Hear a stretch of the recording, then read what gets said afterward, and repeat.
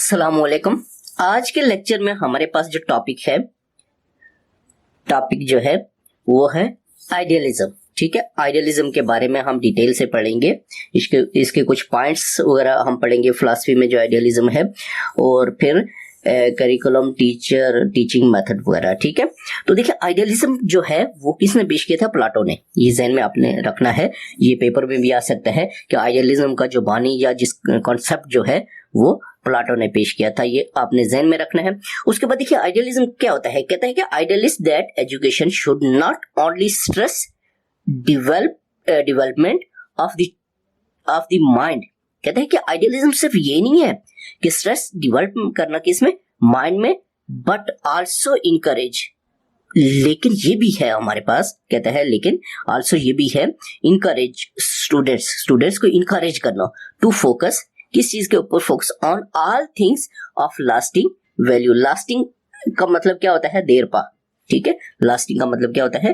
देर पा। ठीक है, तो कहता है कि आइडियलिज्म जो है ये अकॉर्डिंग टू प्लेटो कि idealist that education should not only, सिर्फ इस पे स्ट्रेस डेवलपमेंट नहीं करता माइंड के ऊपर, बल्कि आल्सो इनकरेज करता है किसको? स्टूडेंट्स किसके ऊपर? Focus on the all things of lasting value, यानी कि देर बाद जो ऑल थिंग्स है उनके ऊपर फोकस करने का भी दर्श देता है। ठीक है, अब इसके बाद हम अकॉर्डिंग टू फिलॉसफी इसके कुछ पॉइंट्स हम पढ़ेंगे, फिर करिकुलम इसके मुताबिक जो है वो हम पढ़ेंगे। देखिए फर्स्ट में क्या कहता है, फर्स्ट पॉइंट है इसका, ये बेस्ड होता है, ठीक है, बेस्ड ऑन आइडियल्स।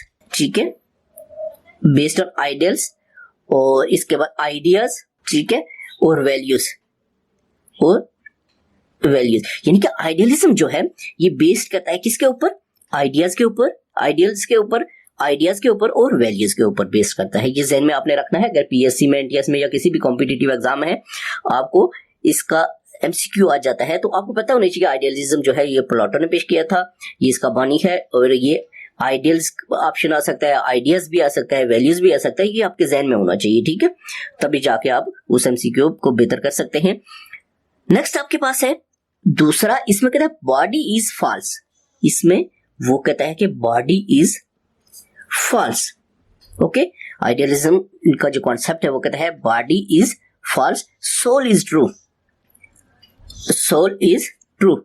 देखिए वेरी इंपॉर्टेंट बात आपने ज़हन में रखना है कि आइडियलिज्म जो है वो बॉडी के बारे में कॉन्सेप्ट नहीं पेश करता। बॉडी को कहता है ये गलत हो सकती है, ये गलत है, ठीक है, लेकिन सोल जो रूह का जो सिस्टम होता है ये हमेशा क्या होता है? ट्रू होता है। ये ज़हन में रखना आपने कि आइडियलिज्म जो है वो डिपेंड करता है किसके ऊपर? रूह के ऊपर। ठीक है, नेक्स्ट आपके पास है थर्ड वन।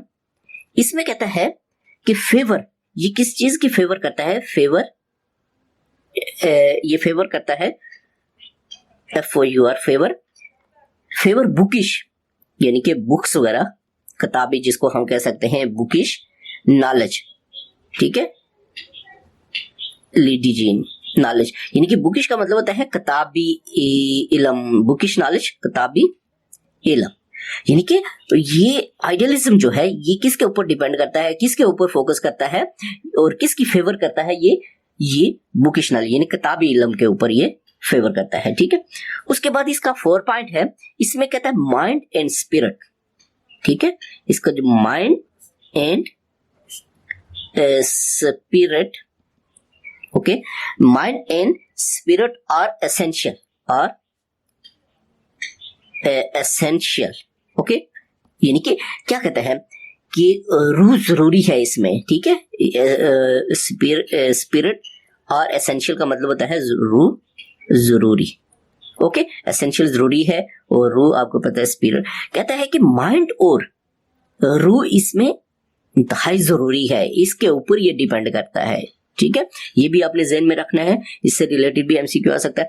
उसके बाद कहता है एम ऑफ लाइफ, आइडियलिज्म कहता है aim of life, okay, aim of life is self realization. Okay, realization. ठीक है, सेल्फ रियलाइजेशन, खुद एहसास हम इसको कह सकते हैं, खुद एहसासी खुद एहसास, इसका मतलब होता है उर्दू में aim of life. Aim of life है खुद एहसास, खुद एतमादी, खुद यानी कि तजस्सुस जो होता है, खुद एहसास करना अपने आप से, यानी कि खुद इस चीज को फील करना, सिंपल, ठीक है, ये इसका एम है। उसके बाद आपके पास है, ये कहता है कि अल्टीमेट, ठीक है, अल्टीमेट रियलिटी इज spiritualism, ठीक है। स्पिरिचुअलिज्म किसको कहते हैं? ये रूहानियत को कहते हैं, ठीक है। तो रियलिटी आपको पता है कि ये हकीकत को कहते हैं, ठीक है। और अल्टीमेट का मतलब होता है ये हतमी, ठीक है। कहने का मतलब ये है कि ये रूहानियत की हकीकत को जो है वो हतमी समझता है, ठीक है। रूहानियत की जो हकीकत है उसको हतमी समझता है। उसके पास सातवां है, इसमें कहता है वैल्यूज आर रियल। इसमें क्या है? वैल्यूज आर रियल, ठीक है। Values are real and unchanging,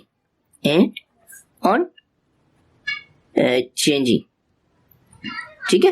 यानी कि अनचेंजिंग का मतलब होता है आपके पास कि ना तब्दील होने वाली चीज, ठीक है।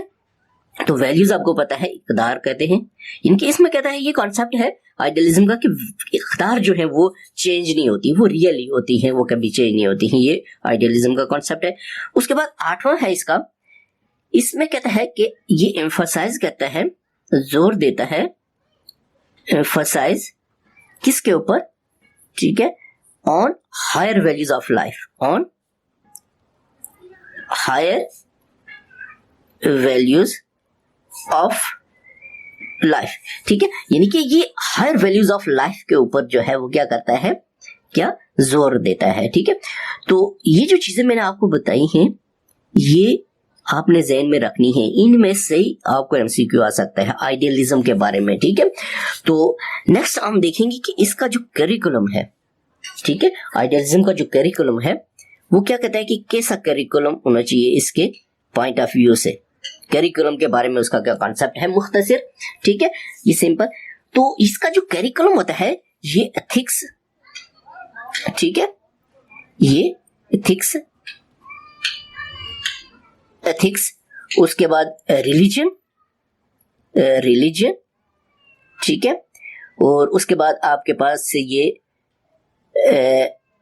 जियोग्राफी, ठीक है, geography, fine arts. According to idealism curriculum वो कहता है कि कैसा होना चाहिए, इसके मुताबिक करिकुलम जो है वो कौन सा होना चाहिए? एथिक्स, अखलाकियात, ठीक है, अखलाकियात, रिलीजन, मजहबी जो है, ज्योग्राफिया लिहाज से, और फाइन आर्ट्स। ये इसका करिकुलम से रिलेटेड आइडियलिज्म का जो है वो कॉन्सेप्ट है, ठीक है।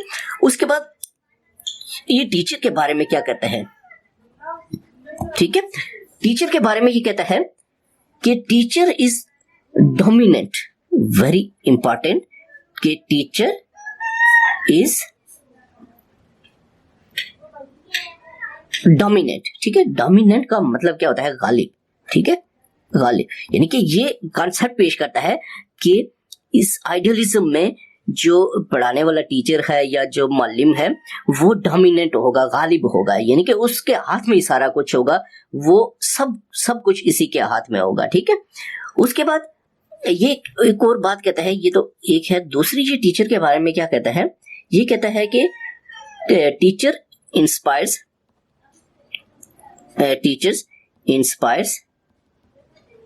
ठीक है, टीचर्स इंस्पायर्स pupils, ठीक है, pupils to make them spiritual being,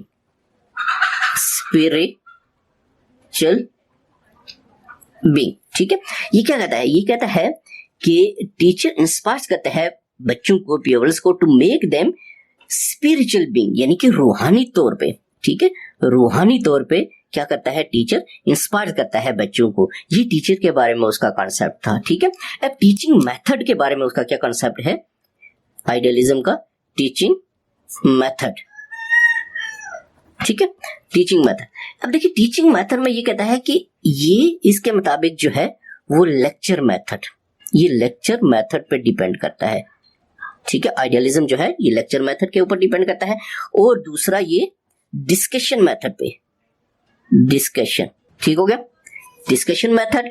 और तीसरा जो है ये डायलेक्टिक, डायलेक्टिक जो है ये मेथड जो है, मेथड, या इसको हम कह सकते हैं क्वेश्चंस आंसर मेथड जो है, ये डायलॉग्स वगैरह, या डायलॉग भी कह सकते हो आप इसको, ठीक है, डायलॉग वगैरह। तो ये इसके ऊपर, यानी कि टीचिंग मेथड्स जो हैं इसके आइडियलिज्म के, वो इनके ऊपर जो है वो डिपेंड करता है, ठीक है। तो ये आज के लेक्चर में हमारे पास आइडियलिज्म का कॉन्सेप्ट था कि प्लेटो ने पेश किया, और इसका करिकुलम, इसके टीचर्स के मुतालिक इसका कॉन्सेप्ट, टीचिंग मेथड का कॉन्सेप्ट, और इसके जो मेन पॉइंट थे ये मैंने आपको बताए। तो नेक्स्ट लेक्चर के साथ हाजिर हूंगा। अल्लाह हाफिज़।